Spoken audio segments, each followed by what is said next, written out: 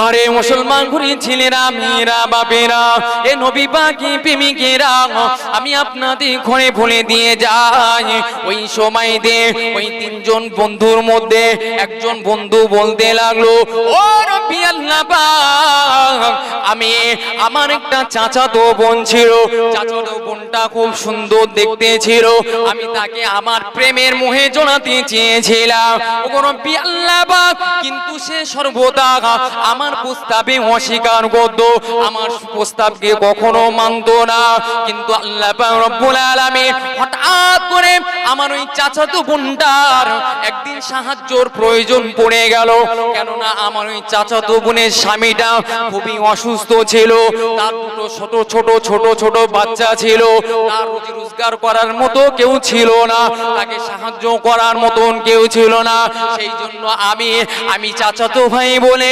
আমার কাছে আমার চাচাতো বোনটা সাহায্য চাইতে আসলো এ নওজোয়ান তরুণেরা এ নবী পাকের প্রেমিকেরা ওই যুবকটি বলেছিলেন ও নবী আল্লাহ পাক আপনি সবই জানেন আমার চাচাতো বোন যখন আমার কাছে সাহায্য চাইতে আসলো আমি সেই সময় আমার মনের কামনাটাকে পূরণ করতে চাইলাম কিন্তু সে আমার মনের কামনা পূরণ করতে অস্বীকার করলো সে বাড়িতে চলে গেল বাড়িতে চলে গিয়ে আবার আসলো একবার নয় দুবার নয় তিনবার নয় চার পাঁচবার আমি যুবক আমার কাছে চলে আসলো কেননা তার সাহায্যের প্রয়োজন ছিল সে শেষ পর্যন্ত আমার কুপ্রস্তাবে রাজি হয়ে গেল এ নওজোয়ান তরুণেরা এ নবী পাকের প্রেমিকেরা আল্লাহ পাক রব্বুল আলামিন ওই বান্দাটা বলেছিলেন ও নবী আল্লাহ পাক আপনি সকল কিছুই জানেন আপনি সব কিছুই জানেন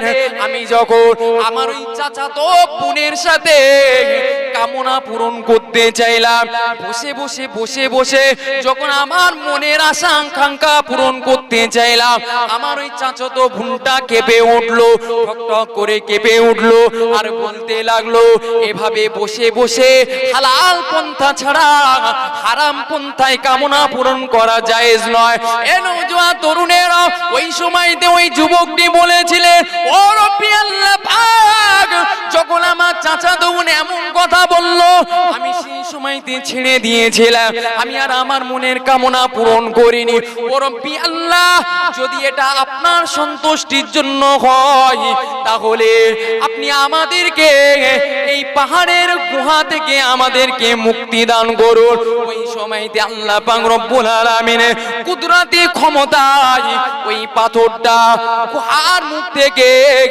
একটুখানি সরে গেল আর একটু জোরে বলুন সুবহান তিন বন্ধু যাচ্ছে আমরা যেরকম বন্ধু বান্ধব ঘুরতে যাই হঠাৎ করে পানি আসলে আমরা বাড়ি বসার জন্য একটা জায়গা খুঁজি কিংবা একটা ভালো সেফটি জায়গা দেখলে সেখানে চলে আসে ঠিক তেমনি তিন বন্ধু যাচ্ছিলেন যেতে এমন সময় পানি এসেছে সেখানে পাহাড় আর ওই পাহাড়ের গুহায় আশ্রয় নেওয়ার জন্য তিন বন্ধু চলে গেলে এখন গুহার ভিতরে যেই ঢুকেছেন আর একটা পাথর খসে এসে ওই গুহার মুখে পড়েছে এখন বন্ধুরা বলতে লাগছে ভাই আমরা যারা ভালো কর্ম করেছি এই ভালো কর্মের বিনিময়ে আল্লাহ পাক রব্বুল আলামিনের কাছে দোয়া চাই আল্লাহ পাক রব্বুল আলামিন হয়তো আমাদের দোয়াটাকে কবুল করে নেবে নিয়ে আমাদের এই বিপদ থেকে মুক্তি দান করবে জি বাপ ঠিক তখনই একজন বলে উঠলো আল্লাহ আমি আমার চাচাতো বোনের সাথে এরকম খারাপ কাজ করতে চেয়েছিলাম আল্লাহ পাক রব্বুল আলামিন কিন্তু সে আমার প্রস্তাবে রাজি হয়নি কিন্তু তার প্রয়োজন ছিল সে আমার কাছে বারবার সাহায্য চাইতে আসছিল ও রব্বি আল্লাহ আমি যখন মনের কামনা পূরণ করতে চাইলাম আমার অসৎ কাজকে আমি করতে চাইলাম ওই সময় আমার ওই চাচাতো বোনটা কেঁপে উঠলো আর বলল এভাবে বসে মনের কামনা পূরণ করা জায়েজ নয় এটা শরিয়াতে হারাম তখন আমি ছেড়ে দিলাম জি আল্লাহ পাক রব্বুল আলামিনের কাছে এই যে কথাটা বলে তিনি বললেন আল্লাহ এটা যদি আপনার সন্তুষ্টির জন্য হয়ে থাকে আল্লাহ আপনি আমাদের এই গুহা থেকে মুক্তি দান করুন আমি কি বলেছি আমরা যদি আল্লাহ পাক রব্বুল আলামিনকে ডাকি তাহলে আল্লাহ পাক রব্বুল আলামিন আমাদের ডাক শুনবে না শুনবে তাই আল্লাহ পাক রব্বুল আলামিনের কাছে যখন চাইলে আল্লাহ পাক রব্বুল আলামিন ওই সময়তে গুহার দরওয়াজাটা একটুখানি, গুহার থেকে পাথরটা একটুখানি সরে গেল। এরপরে দ্বিতীয় জন আল্লাহ পাক রব্বুল আলামিনের কাছে বলছে, আরে মুসলমান গুলি ছেলেরা, মেয়েরা, বাবেরা, এ নবী পাকি প্রেমিকেরা, আমি আপনাদের ঘরে বলে দিয়ে যাই, ওই সময়তে ওই তিনজন বন্ধুর মধ্যে দ্বিতীয় জন বলতে লাগলো, ও রব্বি আল্লাহ পাক, একদিন হঠাৎ আমার পিতা মাতার জন্য আমি বকরি দুধ দহন করে নিয়ে আমার পিতা মাতার খাওয়ানোর জন্য রাত্রে ভেলা নিয়ে গেলাম, কিন্তু গিয়ে দেখলাম তারা ঘুমিয়ে পড়েছে, তারা ঘুমিয়ে পড়েছে, কিন্তু আমার জাগাতে মনটা ভালো লাগলো না, আমি তাদেরকে ঘুম থেকে জাগিয়ে তুললাম না। এদিকে আমার মেষপালগুলো মাঠে, ফাঁকা মাঠে চড়ে চড়ে বেড়াচ্ছিল। হঠাৎ করে মনে পড়ে গেল, যদি মেষপালগুলো মাঠে ছাড়া চড়ে তাহলে হিংস্র পশুগুলো আমার মেষপালের উপরে আক্রমণ করবে। ওই যুবকটি বলেছিলেন, ও রব্বি আল্লাহ পাক, তবুও আমার মেষপালগুলো আমি মাঠে ছেড়ে দিয়ে রেখেছিলাম। এদিকে আমার পিতা মাতার পাশে আমি সারা রাত দুধের পেয়ালাটা নিয়ে দাঁড়িয়েছিলাম। আমার পিতা মাতাকে আমি ঘুমের মধ্য দিয়ে জাগাতে যাই না, আমি সারা রাত কাটিয়ে দিলাম।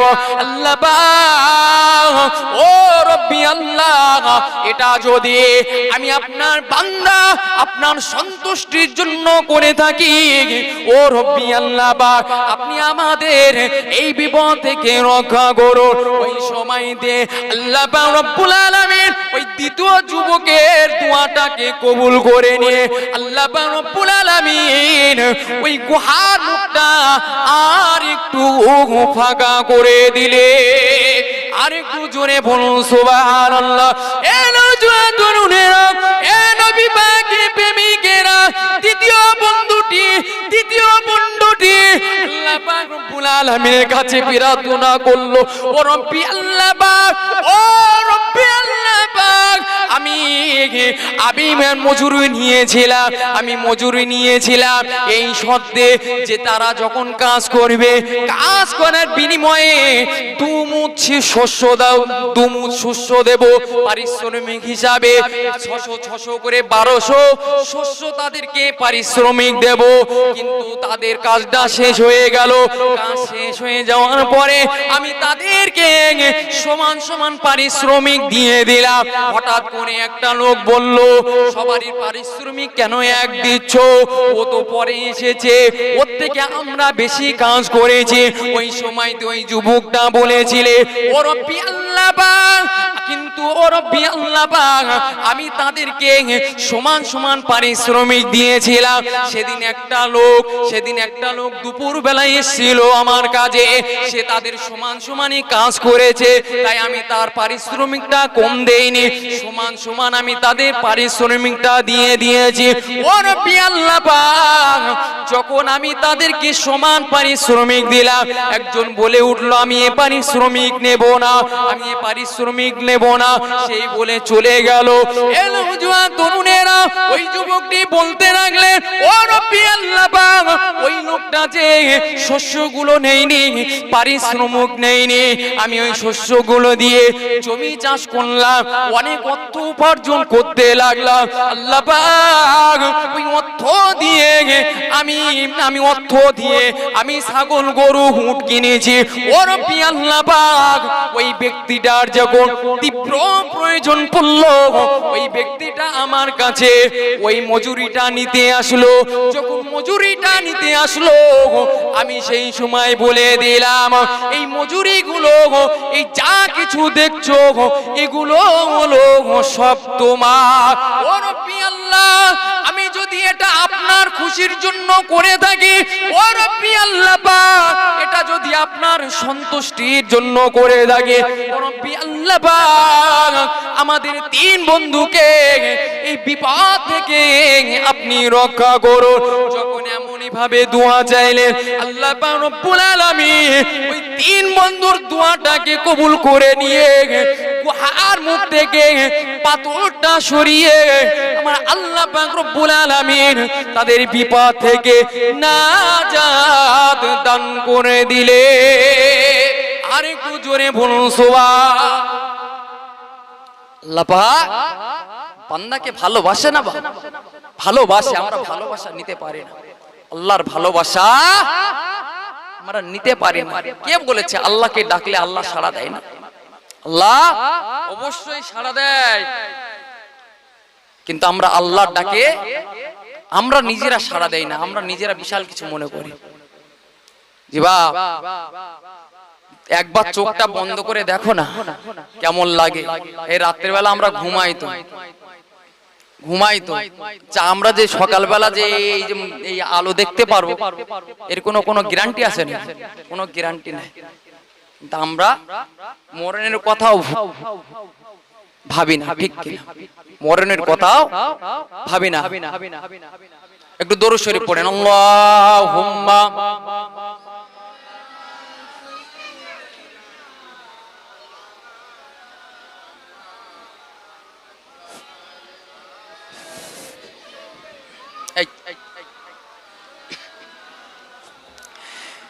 একদিন তোমারি নাম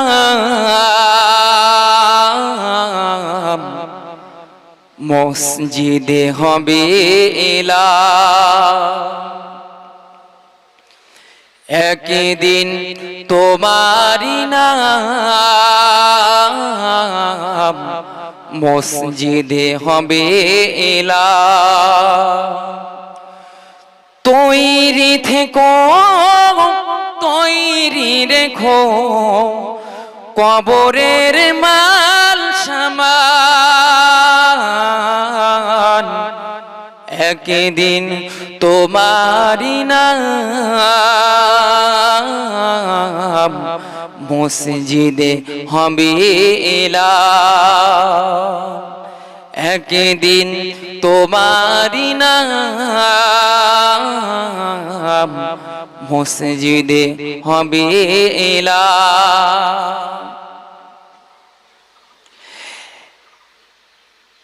একদিন তোমাকে পরাবে কাফন, সঙ্গী স্বজন করবে দাফন।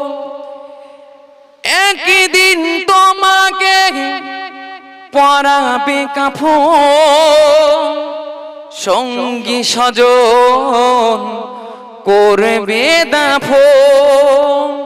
হঠাৎ চলে যাবে আদরের ধন, প্রিয় বাবা মার ভাসিয়ে নয়ন। তৈরি থেকো, তৈরি রেখো সুন্নতি আমল ঈমান। একদিন তোমারি নাম মসজিদে হবে এলা। একদিন তোমারি নাম মসজিদে হবে এলা।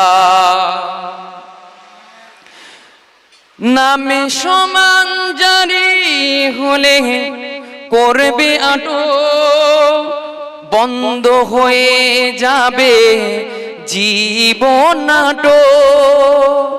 নামে সমান জারি হলে করবে আটো, বন্ধ হয়ে যাবে জীবন নাটো। বাহাদুরি থাকবে না দেহেতে আর, বাহাদুরি থাকবে না দেহেতে যৌবন। ফুরিয়ে বসন্ত আসবে শ্রাবণ। তৈরি থেকো, তৈরি রেখো কোরআনি বিধি বিধান। একদিন তোমারি নাম মসজিদে হবে এলান, একদিন তোমারি নাম মসজিদে হবে এলান। কলমে লা ইলাহা লা ইলাহা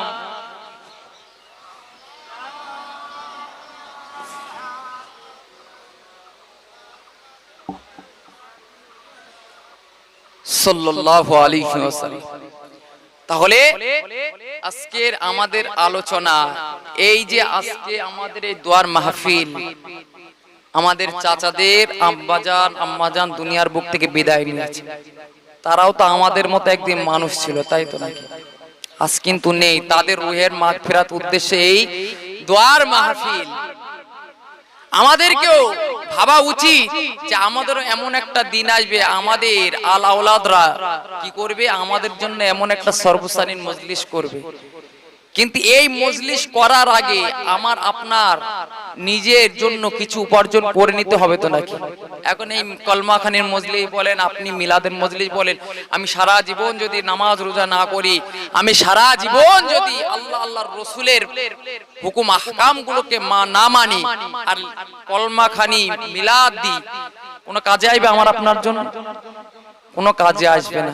আমাদেরকে সাদগায়ে জারিয়া এমন ভাবে রেখে যেতে হবে যেন আমরা মৃত্যুর পরে সাদগায়ে জারিয়া পাই, তবে আমাদেরকে চালু রেখে যেতে হবে। কিন্তু আমরা সে কাজ থেকে পিছিয়ে আসছি। আমরা আল্লাহর ভয় আমাদের ভিতর থেকে একেবারেই চলে গিয়েছে। আমরা এত পরিমাণ মানুষ গুনায় লিপ্ত হয়ে গিয়েছি। দেখেন এই যে গরম পড়ছে, আমার জীবনে কোনোদিন দেখিনি, আপনাদের জীবনে দেখেছেন কিনা সন্দেহ হয়। এই যে গরম, এগুলো কিন্তু আমাদের পাপের জন্য, গুনাহের জন্য। আজ আমাদের ভুলের কারণে আল্লাহ পাক রব্বুল আলামিন কিন্তু আমাদেরকে সাজা দিচ্ছে, ঠিক কিনা? সাজা দিচ্ছে। যাই হোক, যে কথা বলছিলাম, আল্লাহকে ভয় করুন বাপ। এখন বনি ইসরাইলের এক ব্যক্তি, একজন আবেদ, তিনি এমন সুন্দর দেখতে ছিলেন, এত সুন্দর দেখতে ছিলেন যে তানার জন্য যে কেউ পাগল হয়ে যেত। তা তিনি কি করতেন? খেজুর পাতা পাড়তেন আর ডালি তৈরি করতেন। আমরা যেরকম ওই ধামা টামা তৈরি করি, ওই জাতীয় জিনিস তৈরি করে উনি বাজারে বেচতেন। কিন্তু ওই আবেদটা খুব দেখতে সুন্দর ছিল। এখন হঠাৎ করে একদিন রাজপ্রাসাদের সামনে দিয়ে ওই ডালি বিক্রি করতে করতে যাচ্ছে। এখন রাজপ্রাসাদের যিনি রানী, ওই রানী ওই আবেদকে দেখতে পেয়েছে। দেখে পুরো আর চোখ ফেরাতে পারছেন। উনি দৌড়ে দৌড়ে এসে রানীকে বলছে, রানীমা, আপনার রাজপ্রাসাদের সামনে এমন একজন ব্যক্তিকে দেখলাম, আপনি দেখলে অবাক হয়ে যাবে, আপনি দেখলে অবাক হয়ে যাবে। তাই নাকি? তাহলে ডেকে নিয়ে আসুন। বাদী চলে গেল, ওই আবেদকে ডাকতে চলে গেল, আপনাকে ডাকছে আমার রানী। যখন আবেদ ওই বাদীর সাথে রাজপ্রাসাদের ভিতরে ঢুকলো, রাজপ্রাসাদের দরজা জানলাগুলো সব বন্ধ করে দিলেন। রাজপ্রাসাদের দরজা জানলা সব বন্ধ করে দিলেন। ওই আবেদকে দেখে রানী তো পাগল, চোখ ফেরাতে পারছেন না।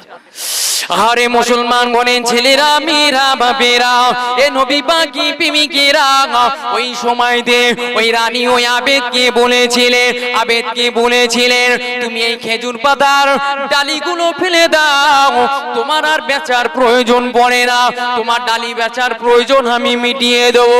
তুমি শুধু একবার আমার সাথে আমার ক্ষুধার্তটা মিটিয়ে দিবে, তোমার ক্ষুধার্তটাও মিটে যাবে।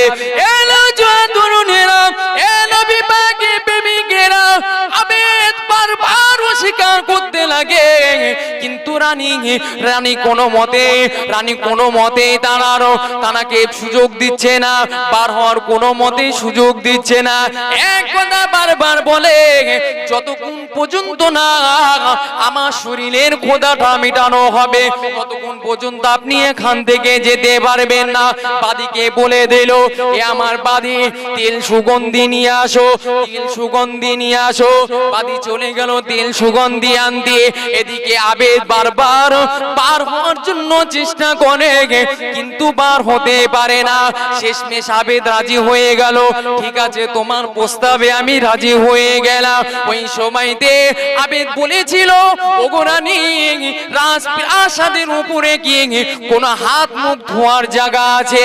ওই সময়তে রানী বলল, বাদী তুমি পানির ব্যবস্থা করে দাও, তুমি পানির ব্যবস্থা করে দাও। আবেদ চলে গেল উপরে চলে গিয়ে আল্লাহ পাক রব্বুল আলামিনকে বলতে লাগলে, ও রব্বি আল্লাহ পাক, তোমার বান্দা 70 বছর তোমার ভয়তে কোনো খারাপ কাজ করেনি, তোমার ভয়তে কোনো খারাপ কাজ করেনি। এ আমার নফস, আমি আল্লাহ পাক রব্বুল আলামিনের ভয়তে 70 বছর দিন রাত এক করে দিয়েছি। এ আমার নফস, আজ যদি তুই 70 বছরে পরে আজ যদি খারাপ কাজে লিপ্ত হয়ে যায়, হে আমার নফস রে, আমি আল্লাহ পাক রব্বুল আলামিনের দরবারে হিসাব দিয়ে পারবো না। এ আমার নফস, তুই এমন কোন খারাপ কাজ করিস না যে আমার আল্লাহ পাক রব্বুল আলামিনের সামনে মুখ দেখানো কষ্টকর হয়ে যায়। ওই সময় আবেদ চিন্তা ভাবনা করতে লাগলো, দেখা যাক রাজপ্রাসাদের উপর থেকে নিচেই লাভা যায় কিনা। কিন্তু তিনি উঠে দেখে রাজপ্রাসাদটা অনেক উঁচু, কোনো কিছু সাহায্য দিয়ে তিনি লাভবে তার কোনো সাহায্য তিনি পেলেন না। তিনি লাস্ট পর্যন্ত চিন্তা ভাবনা করে নিলেন, আমি এমন খারাপ কাজ করার পূর্বে আমি এই রাজপ্রাসাদ থেকে আমার আল্লাহ পাক রব্বুল আলামিনের ভয়তে আমার জানটা আমি দিয়ে দেব।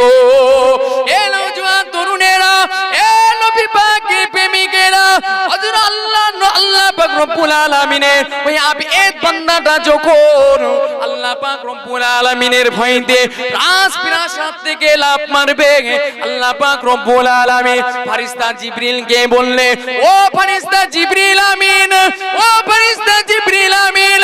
হযরতে ফেরেশতা জিবরিল আমিন বললে, লাব্বাইক লাব্বাইক, আল্লাহ পাক আমি হাজির। ওই সময় আল্লাহ পাক রব্বুল আলামিন বললে, হে আমার ফেরেশতা, জমিনে লেপে যাও, জমিনে লেপে যাও। আমার ওই আবেদ বান্দাটা আমার গজবের ভয় থেকে, আমার অসন্তুষ্টির ভয় থেকে রাজপ্রাসাদ থেকে লাভ মেরে তার জীবনটা দিয়ে দিতে যায়। এ ফেরেশতা জিবরাইল, তুমি আমার ওই আবেদ বান্দাটার পায়ের নিচে তোমার ডানাগুলোকে বিছিয়ে দাও, আর আমার আবেদ বান্দাকে সুন্দরভাবে জমিনে লাফিয়ে দাও, যেন আমার আবেদ বান্দাটার কোনো কষ্ট নাই। এলো জওয়ান তরুণেরা, ওই সময়তে হযরতে ফেরেশতা জিবরিল আমিন তানার ডানাগুলো বিছিয়ে দিলে, আর ওই ডানার সাহায্যে ওই আবেদ বান্দাটা জমিনে লেবে গেল। আর একটু জোরে বলুন সুবহান। আমি আপনি যদি আল্লাহকে ভয় করি আর ভয় করে যদি আল্লাহকে ডাকি, আল্লাহ পাক রব্বুল আলামিন কথা শুনবে না? শুনবে। আবেদের মনে কতটা ভয় ছিল। আবেদ বলছে, আমার আল্লাহ, এ আমার আল্লাহ, আমি 70 বছর শুধু আপনার ভয়তে দিন রাতকে এক করে দিয়েছি। আল্লাহ পাক, আজ এমন এক বিপদের মধ্যে পড়ে গেছি, আমার কোনো বেরোনোর রাস্তা নেই। আল্লাহ, আর আমি এখান থেকে যে লাভ মারবো, আমি এখান থেকে যে লাভবো, তার কোনো আমার কোনো সাহায্য করারও জিনিস নাই, সাহায্য করার মতো, সাহায্য পাওয়ার মতো কোনো জিনিস নাই। ও রব্বি আল্লাহ, আমি পাপ কাজ করতে রাজি নয় আল্লাহ, তবে আমি দুনিয়ার বুক থেকে বিদায় নিয়ে দুনিয়ার বুক থেকে চলে যেতে রাজি, আপনার সন্তুষ্টির উপরে, আপনার খুশির উপরে, আপনার গজবের উপরে, অসন্তুষ্টর উপরে আমি আল্লাহ কোনো খারাপ কাজ করতে চাই না। আপনি আমাকে রক্ষা করুন, অন্যথায় আমি এখান থেকে লাফ মারবো। আল্লাহ পাক রব্বুল আলামিন ফেরেশতা জিবরাইল আলাইহিস সালামের মাধ্যমে ওই আবেদ ব্যক্তিকে আল্লাহ পাক নিচেই লাভিয়ে দিলেন। সকলে বলি সুবহানাল্লাহ। আবেদ ব্যক্তিটা সন্ধ্যাবেলা বাড়ি চলে গেলেন। জিবাব বাড়ি যাওয়ার পরে স্ত্রী জিজ্ঞাসা করছে, স্বামিনী, আজ ডালি বিক্রি করার টাকা পয়সাগুলো কোথায়? স্বামী বললেন, আজকে কোনো ডালি বিক্রি করার টাকা পয়সা নাই, আজ ডালি বিক্রি করার কোনো টাকা পয়সা নাই। স্বামী, আমরা রাত্রে খাবো কি? স্ত্রী, ধৈর্য ধারণ করো, না খেয়ে ধৈর্য ধারণ করো। এদিকে আবেদ বললেন, হে আমার স্ত্রী, তুমি চলে যাও, আজকে আমরা খাবো না। তাই কি হয়েছে? উনুনটা ধরিয়ে দিয়ে আসো। কেন? আজকে আমরা যদি উনুন না ধরাই, তাহলে পাড়া প্রতিবেশী লোকজন আমাদের নিয়ে আলোচনা করবে যে ওদের বাড়ি চুলোয় উনুনে আগুন ধরেনি, এই নিয়ে আলোচনা করবে, স্ত্রীর সঙ্গে সঙ্গে চলে গেলেন চুলে উনুনে আপনার কিনা আগুন ধরিয়ে দিয়ে স্বামীর পাশে এসে গল্প শুরু করে দিয়েছে। এখন পাশের বাড়ির মহিলা এসে, যেরকম আমাদের মা বোনেরা যায় পাশের বাড়ি, নিজের বাড়ি, আমার বাড়ি ধরেন আজকে আগুন নেই, পাশের বাড়িতে আমি আগুন নিয়ে আসি, ঠিক তেমনি একজন পাশের বাড়ি একজন মহিলা এসে আগুন চাইতে আসলে, তোমাদের বাড়ি আগুন আছে? হ্যাঁ আছে, যাও গিয়ে দেখো আগুন রয়েছে চুলায়। ওরা তো বুঝতে তো পারবে না যে আমার বাড়ি রান্না হচ্ছে কিনা, আগুন আছে মানে কি রান্না হচ্ছে।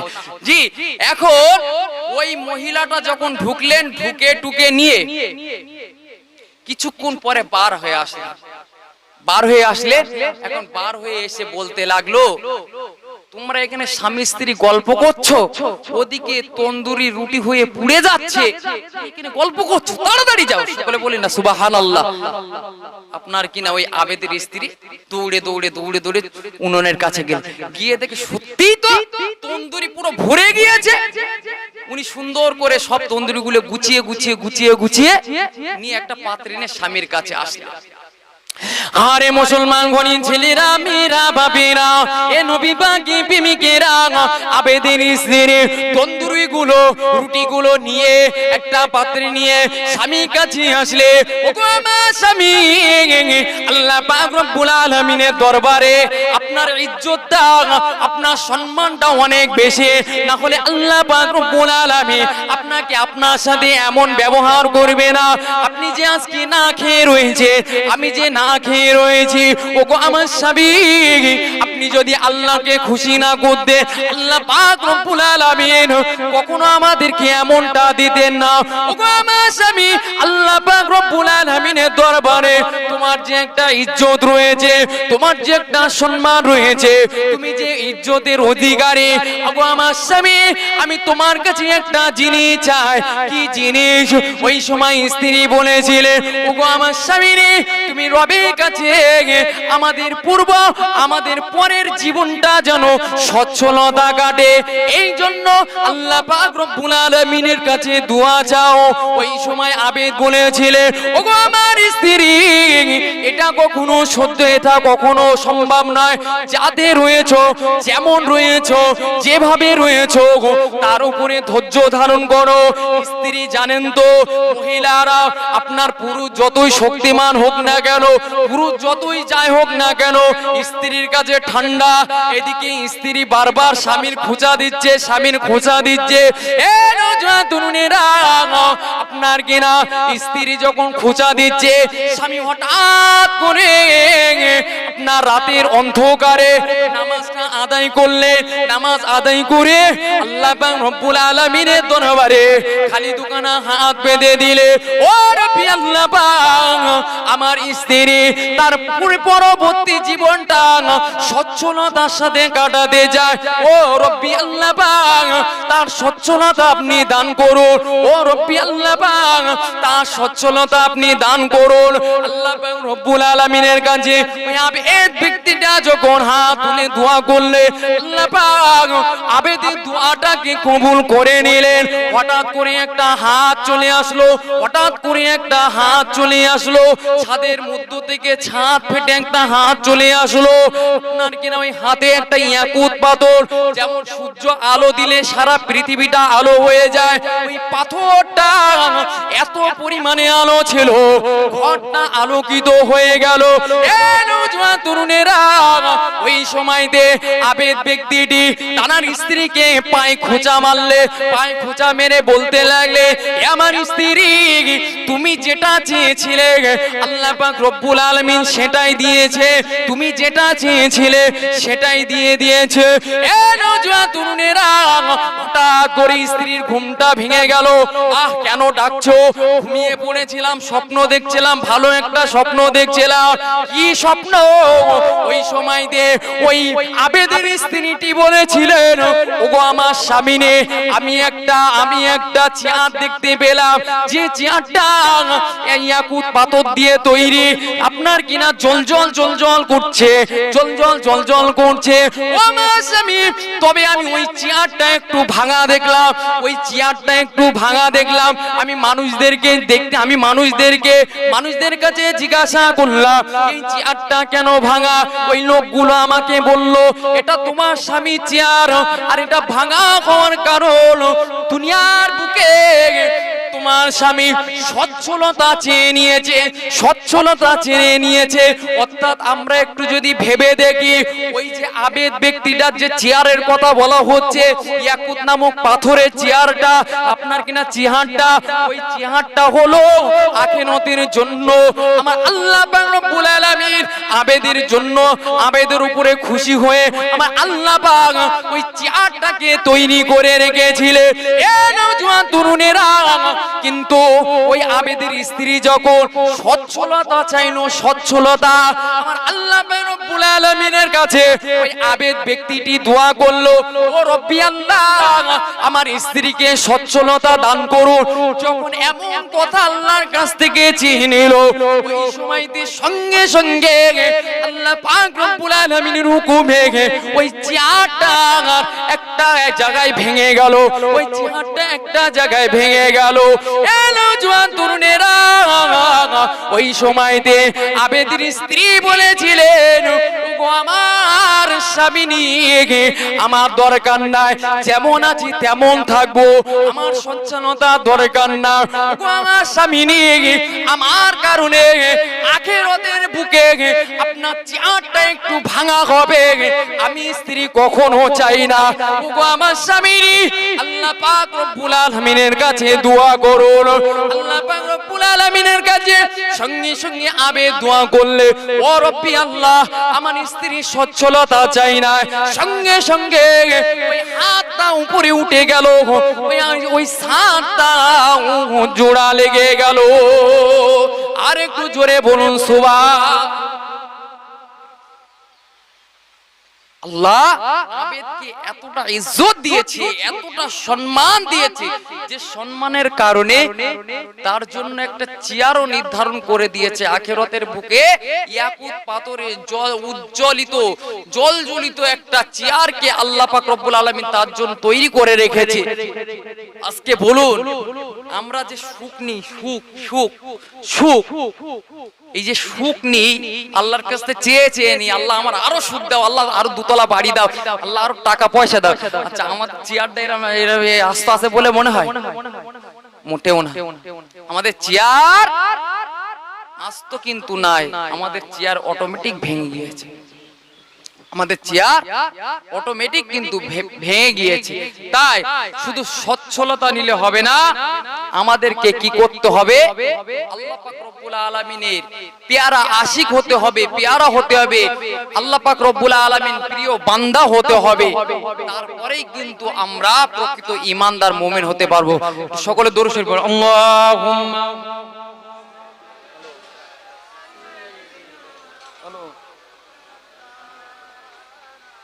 ফোন করে যাচ্ছে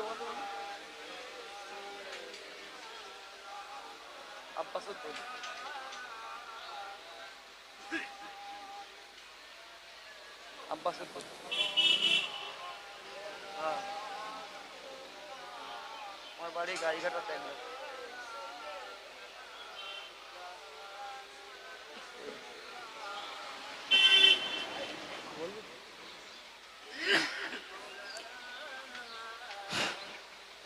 তাহলে আল্লাহর আশিক হতে হবে, পেয়ারা হতে হবে, প্রিয় হতে হবে। আজকে যে আমরা ধর্মটা এই যে খেলা করছি, আজকে আমরা মুসলমান বলে দাবি করি। আচ্ছা, এই যে ইসলাম ধর্মটা এসেছে, এই ধর্মটা কি মানে খুব সহজে এসেছে নাকি? মোটেও কিন্তু না। ইসলাম ধর্মটা সহজে কিন্তু আসেনি।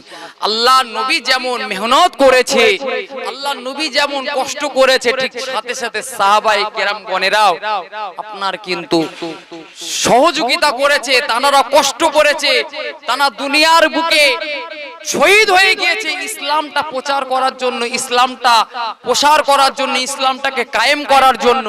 তা আজকে আমরা সেই ধর্মটাকে আমরা বিক্রি করে খাচ্ছি। তবে মনে রেখে দাও, আমাদের ভিতরে যদি আল্লাহর ভয় না থাকে, রাসূলের মহব্বত যদি না থাকে, আমরা কিন্তু জান্নাত কখনো পাবো কিনা জানি না। কারণ আল্লাহ পাক রব্বুল আলামিন কোরআনের মধ্যে বলছেন, কুল আতিউল্লাহ ওয়ার রাসূলা ফাইন তাওয়াল্লাউ ফাইনাল্লাহা লা ইউহিব্বুল কাফিরিন। আল্লাহ পাক জানিয়ে দিলেন, হাবিব আপনি বলে দিন যে তোমরা আল্লাহ ও আল্লাহর রাসূলের অনুগত্য অনুসরণ করো। যারা আমি আল্লাহ আমার অনুগত্য অনুসরণ করে না, আপনি রাসূল আপনার অনুগত্য অনুসরণ করে না, তারা কাফের। আমি আল্লাহ কাফেরদের দিকে কখনো ফিরি না। আল্লাহ কিন্তু স্পষ্ট জানিয়ে দিয়েছে। আল্লাহ পাক রব্বুল আলামিন কোরআনের অপর এক আয়াতের মধ্যে বলছেন, ইয়া আইয়ুহাল্লাযীনা আমানুত্তাকুল্লাহা ওয়া কুলু কাওলান সাদীদা। আল্লাহ পাক রব্বুল আলামিন জানিয়ে দিলেন, হে বিশ্বাসী ঈমানদার বান্দা বান্দীগণ, তোমরা আল্লাহকে ভয় করো আর সাথে সাথে সত্য কথা বলো। আল্লাহকে ভয় করো, সাথে সাথে সত্য কথা বলো।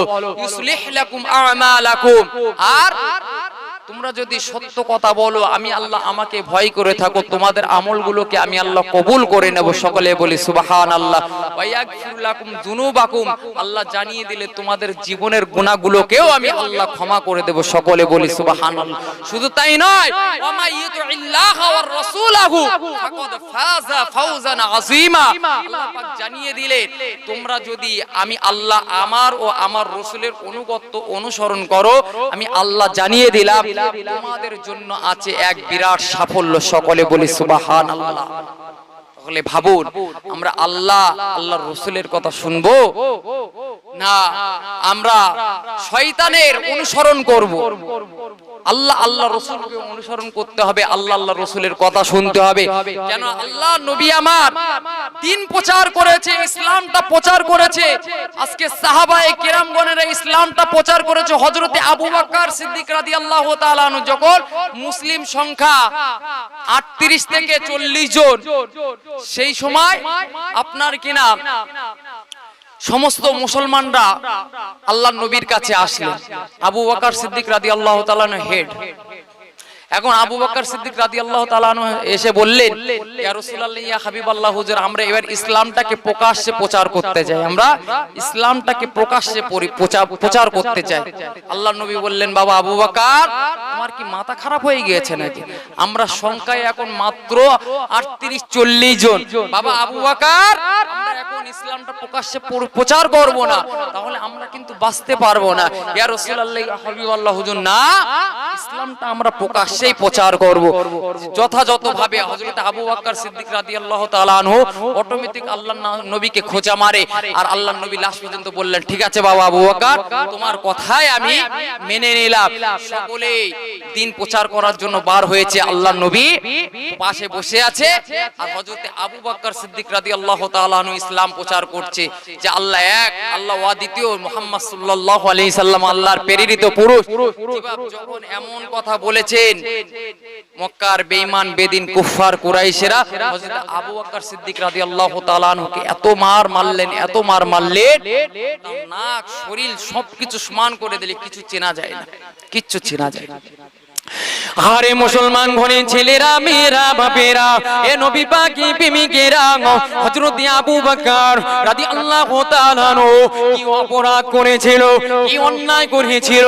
তিনি তো একটা কথাই বলেছিলেন, লা ইলাহা ইল্লাল্লাহ মুহাম্মাদুর রাসূলুল্লাহ, নেই কোনো মাবুদ আল্লাহ ছাড়া, আর মুহাম্মদ রাসূল সাল্লাল্লাহু আলাইহি ওয়াসাল্লাম আল্লাহ পাক রব্বুল আলামিন প্রেরিত পুরুষ। এ নওজোয়ান তরুণেরা, হযরতে আবু বকর যখন ইসলামের প্রথম খতিব, এই খতিব যখন এমন কথা বললেন, ওই সময়তে মক্কা কাফের বেঈমান বেদিন কোন হযরতে আবু বকর সহ প্রত্যেকটা মুসলমানদের উপরে নির্মম ভাবে মারধর চালু করে দিয়েছে। এলো জওয়ান তরুণীরা হযরতে আবু বকর রাদিয়াল্লাহু তাআলা নুকে উতবা নামক শয়তানরা এত জোরে জোরে মারে, আল্লাহ নবী সাহাবা হযরতে আবু বকর রাদিয়াল্লাহু তাআলা নুহু পিঠের উপরে ওঠে, লাফিয়ে লাফিয়ে পড়ে, জুতো দিয়ে মারে। এলো জওয়ান তরুণীরা হযরতে আবু বকর রাদিয়াল্লাহু তাআলা নুহুর পরিবারের লোকজনেরা শুনে, গোত্রের লোকজনেরা শুনে ছুটে ছুটে ছুটে ছুটে চলে আসলো। এদিকে হযরতে আবু বকর রাদিয়াল্লাহু তাআলা নুহুর গোত্রের লোকেদের আসতে দেখে উতবা ছেড়ে দিয়ে চলে গেল। এদিকে হযরতে আবু বকরকে গোত্রের লোকেরা কাপড় জড়িয়ে বাড়িতে নিয়ে চলে গেলে এলো জওয়ান তরুণেরা গোত্রের লোকেরা হযরতে আবু বকরের সাথে কথা বলার জন্য চেষ্টা করছে, কিন্তু আবু বকর বেহুশ হয়ে পড়ে রয়েছে, কথা বলার কোনো সুযোগ নাই, কথা বলতে পারে না। হযরতে আবু বকর রাদিয়াল্লাহু তাআলা আনহু গোত্রের লোকেরা সকলেই চিন্তিত হয়ে পড়ল। আবু বকর কি দুনিয়ার বুক থেকে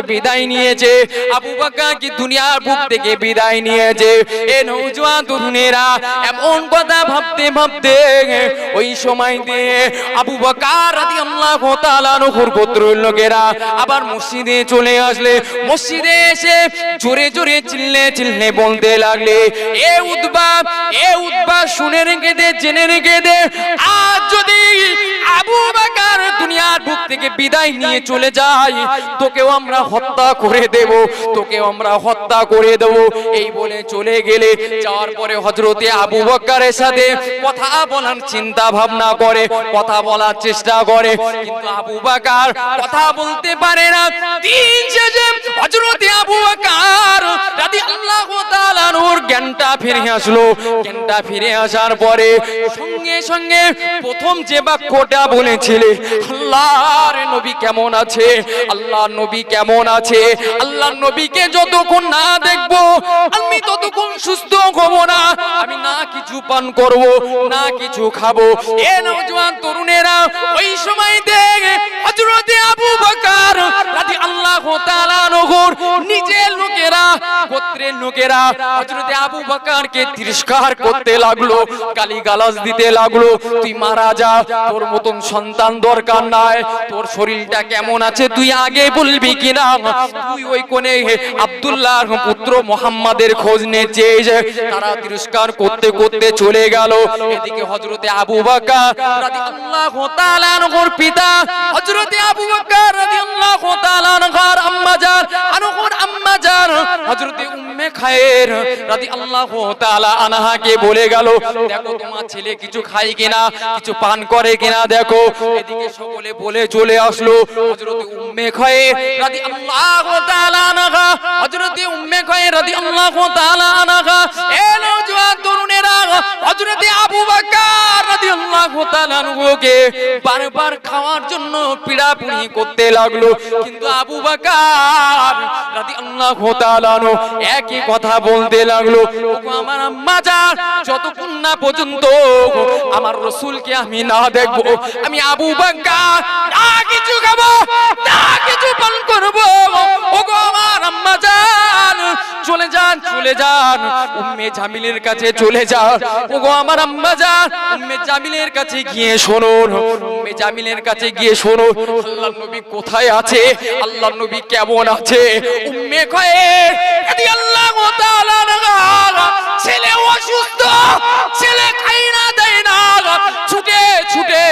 ছুটে হযরতে উম্মে জামিলের কাছে চলে গেলে, উম্মে জামিলের কাছে গিয়ে বললে, ওগো উম্মে জামিল, মুহাম্মদ ইবনে আব্দুল্লাহ কোথায়, মুহাম্মদ ইবনে আব্দুল্লাহ কেমন আছে।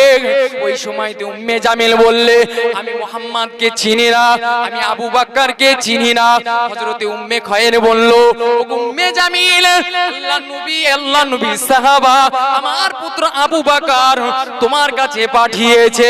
ওই সময় উম্মে উম্মে জামিল বলল, ওগো উম্মে খয়ের, আপনি যদি চান আপনার সাথে আপনার পুত্রের কাছে যেতে পারি।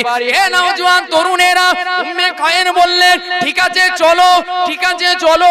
উম্মে জামিল হযরতে আবু বকর রাদিয়াল্লাহু তাআলা আনহুর কাছে আসলে আবু বকরের দিকে তাকিয়ে ঝরঝর ঝরঝর করে কান্না করে ফেলেছে। আবু বকর রাদিয়াল্লাহু তাআলা ঝরঝর করে কান্না শুরু করে দেয়। উম্মে জামিল ঝরঝর করে কান্না শুরু করে দেয়। উম্মে জামিল আবু বকরকে বলেছিলে, ওগো আবু বকর, বকর বেঈমান বেদিরা তোমার উপরে যে আক্রমণটা করেছে আল্লাহ পাক রব্বুল আলামিন অবশ্যই তুমি আবু বকর তোমার পক্ষ থেকে আল্লাহ পাক রব্বুল আলামিন বেঈমান বেদিনদের কাছে আল্লাহ পাক রব্বুল আলামিন বেঈমান বেদিনদের কাছ থেকে প্রতিশোধ গ্রহণ করবে। এ নওজোয়ান তরুণেরা, এ নবী পাকের প্রেমিকেরা, হযরত আবু বকর সিদ্দিক রাদিয়াল্লাহু তাআলা আনহু বললেন, ওগো উম্মে জামিল, ওগো উম্মে জামিল, আল্লাহর নবী কোথায়? উম্মে জামিল বলল, তোমার আম্মা জান আছে। ওই সময় আবু বকর বললেন, ওগো উম্মে জামিল, তাতে কোনো সমস্যা নাই, তুমি বলতে পারো।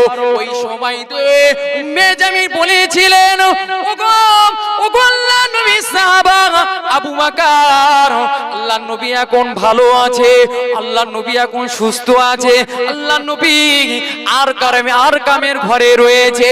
এ নওজোয়ান তরুণেরা, টাইম খুব সংক্ষিপ্ত, খুব শর্ট ভাবে বুঝে নেন।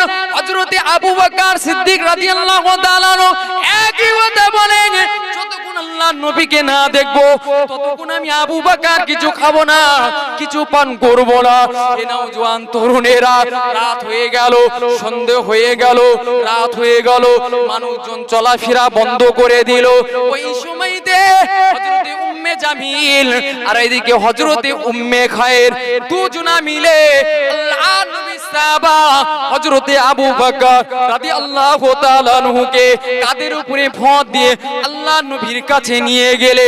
এ নওজোয়ান তরুণেরা, আল্লাহর নবীর কাছে যখন হযরতে আবু বকরকে নিয়ে গেল, হযরতে আবু বকর রাদিয়াল্লাহু তাআলা আনহু আল্লাহর নবীর দিকে চেয়ে আছে, যেন কতদিন দেখি নাই, আল্লাহর নবীর দিকে চেয়ে আছে। আল্লাহর নবী আমার হযরতে আবু বকরকে দেখে ঝরঝর করে কেঁদে ফেললেন। হযরতে আবু বকরের কাছে টেনে নিয়ে আবু বকরকে একটা চুমা দিয়ে দিলে, আবু বকরকে চুমা দিয়ে দিলেন। ওগো আবু বকর, কেমন আছো বাবা? তোমার শরীরটা কেমন আছে বাবা? এ নওজোয়ান তরুণেরা, হযরতে আবু বকর বলেছিলেন, ইয়া রাসূলুল্লাহ, ইয়া হাবিবাল্লাহ, হুজুর আমি আল্লাহর কসম করে বলছি, ইয়া রাসূলুল্লাহ, ইয়া হাবিবাল্লাহ, হুজুর আমার শত্রুদের আঘাত ছাড়া আমি আবু বকর আর আমার কিছুই মনে নাই। ইয়া রাসূলুল্লাহ, শত্রুদের আঘাত ছাড়া আমার গায়ে আর কোনো ব্যথা বেদনা নাই। সমস্ত সাহাবারা আবু বকরকে জড়িয়ে ধরে চুম্বন দিলে, সমস্ত সাহাবারা আবু বকরকে জড়িয়ে ধরে চুমু দিলে। এ নওজোয়ান তরুণেরা, আল্লাহর নবী ওই সময়তে দুজন ব্যক্তির জন্য দোয়া করেছিলেন। এক হলো আপনার কিনা আবু জেহেল, আর এক হলো ওমরের জন্য দোয়া করেছিলেন। পরের দিন কো আল্লাহ পাক রব্বুল আলামিন হযরতে উমরকে হেদায়েত দিয়ে দিয়েছিলেন। আর একটু জোরে বলুন সুবহান। হযরতে আবু বকর সিদ্দিক রাদিয়াল্লাহু তাআলা অত সহজে দুনিয়ার বুকে বাবা জান্নাতি সার্টিফিকেট পায়নি। আর 10 জন যারা পেয়েছে তাদের মধ্যে সর্বপ্রথম হলেই আবু বকর সিদ্দিক রাদিয়াল্লাহু তাআলা। অত সহজে কিন্তু জান্নাতের সার্টিফিকেট পায়নি দুনিয়ার বুকে। জি, যে কথা বলছিলাম, আল্লাহর রাসূলকে মহব্বত করতে পানি নিয়ে আল্লাহর রাসূলকে মহব্বত করতে ভালোবাসতে হবে। আল্লাহর রাসূলকে ভালোবাসতে মহব্বত করতে হবে। আমরা যে যাই করি না কেন, আমরা তাদের মতো তো করতে পারি না, সাহাবাদের মতো তো আমরা করতে পারি না। জিবাব যতটুকু পারি আমরা চেষ্টা করব। আসুন সকলে রাসূলের প্রতি দাঁড়িয়ে একটু সালাত ও সালাম পাঠ করি। ইয়া নবী।